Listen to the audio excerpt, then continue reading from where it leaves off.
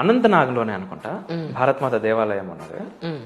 అక్కడ నేను ఇంతకు ముందు కూడా వేరే ఒకటి 2 సందర్భాలు అడిగారు నన్ను. భారత్ మాతకి దేవాలయం లేదని, సో ఉందన్నమాట. ఉంది, భారత మాతకి 2 దేవాలయాలు ఉన్నాయి. ఓకే. అయితే అక్కడ బయట చెక్ పోస్ట్ ఉంటుంది టెంపుల్ బయట. నేనేంటంటే ఉట్టినే కూర్చొని మాట్లాడుతున్నప్పుడు వాళ్ళు అన్నారు, నాయన మొన్ననే లాస్ట్ టైం వచ్చి ఇక్కడ గ్రానైట్ వేసిపోయారు పక్క నుంచి, ఆ పై నుంచి రాళ్ళు పడతా ఉంటాయి శుక్రవారం కాగానే. ఆయన మంచిగా నవ్వుకుంటూ చెప్తా ఉన్నారు ఆర్మీ అతను. అక్కడ చెక్ పోస్ట్ దగ్గరికి జీప్ వెళ్తుంది. జీప్ అక్కడ ఆగి అందరు భారత్ మాతాకి జై అంటున్నారు. జీప్ వెళ్ళిపోతున్నారు. నేను అవి కొన్ని విజువల్ షూట్ చేస్తా ఉన్నా అక్కడ బయట కూర్చొని. ఆ గ్రాఫిటీ పెయింటింగ్స్ అవి ఇవి పాకిస్తాన్ జిందాబాద్ అని కొట్టేసినాయి. కొంతమంది జమ్మూ కాశ్మీర్ ఆజాదీ అని చెప్పేసి నానా దరిద్రాలు అన్నీ ఉన్నాయి అనమాట. అవి షూట్ చేసుకుంటే వీళ్ళతో మాట్లాడుకుంటున్నప్పుడు ఒకటి పోయింది 2 జీపులు కొన్ని పోతా ఉన్నాయి. ప్రతి జీప్ అక్కడికి వస్తున్నది భారత్ మాతకి జై అని పోతున్నారు. ఆ తర్వాత నేను అక్కడ ఆదిలాబాద్ ఒక అతను ఉండే ఆర్మీ పర్సన్.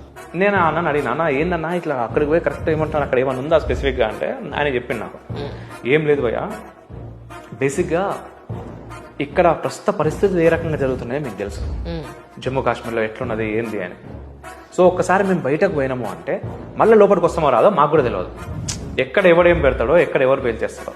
మళ్ళీ ఒకసారి మా తల్లికి మేము వందనం చేసే అవకాశం మాకు రాదు కదా, అందుకు మేము ఇక్కడ చేసిపోతామన్నారు. ఆ మాట మాట్లాడంగానే, ఆ మాట విన్న నాకు మన బతుకొక బతుక, ఎంత పెట్రోటిజం అసలు. దేశం అంటే ఎవరండి? మనమే కదండి, మన కోసమే కదా వాళ్ళు కష్టపడేది. మనం ఇక్కడ ఏం చేస్తాం? కులము, మతము, అధికారము, నీతి, నాది, డబ్బు, పొల్లు తెల్లారు లేస్తే రాత్రి 12 దాకా కొట్టుగా వస్తాం. మన స్వార్థం కోసం దేశం ఏమన్నా గాని, పక్కోడేమన్నా గాని, ఏ ప్రకృతి వచ్చింది, మొన్న ప్రకృతి విలయ తాండవం చేసింది, ఎవరు కాపాడారు?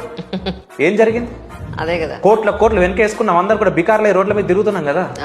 అండ్ అక్కడ కొంతమంది కాశ్మీర్లో ఉన్నప్పుడు చాలా చూసానండి, ఇట్లా నమాజ్ చేస్తూ దాని నుంచి ఈరోజు రాత్రి మీ ఆడవాళ్ళని ఇక్కడ వదిలేసి, మీ ఆస్తుల్ని ఇక్కడ వదిలేసి మీరు వెళ్ళిపోర్రి అనే మాట ఎక్కడో రాలేదు, మన దేశంలో వచ్చింది.